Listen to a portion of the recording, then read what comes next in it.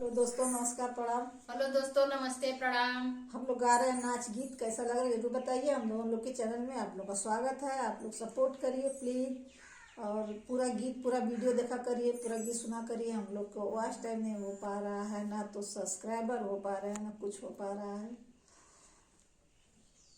भरल नदिया में चूलनिया मरे राई